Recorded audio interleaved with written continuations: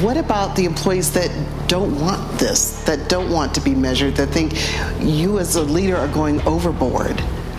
Well, I have pretty straight conversations with people that'll have that conversation with me directly, and I say, this may just not be the place for you. Because let me be clear, this is where we're going. This is absolutely non-negotiable, and if that's not for you, the world is a big place.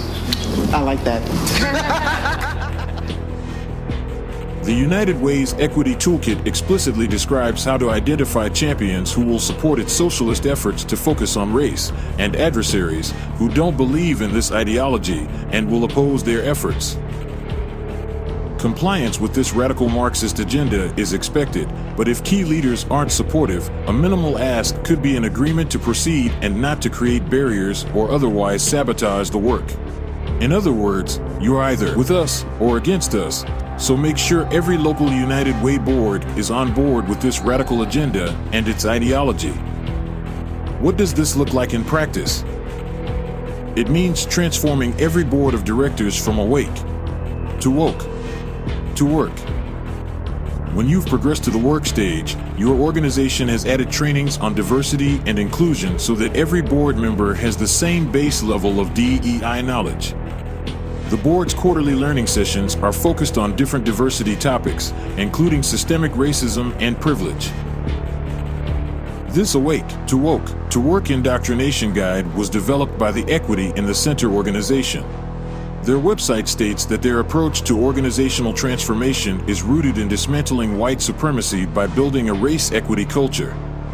One of the steps utilized by the United Way in moving local board of directors to woke and then onto social justice workers is completing the board composition matrix. The questions begin with typical assessments of board members' qualifications and their levels of experience and influence. But then they begin probing identity categories to ensure that governing boards and employees meet diversity quotas. This cataloging of one's identity into categories is what equity proponents call intersectionality.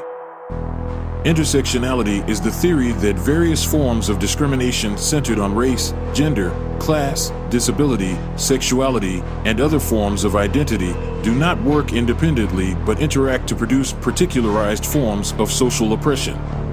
Equity proponents utilize a matrix of oppression to determine how oppressed people are based on these various identity categories.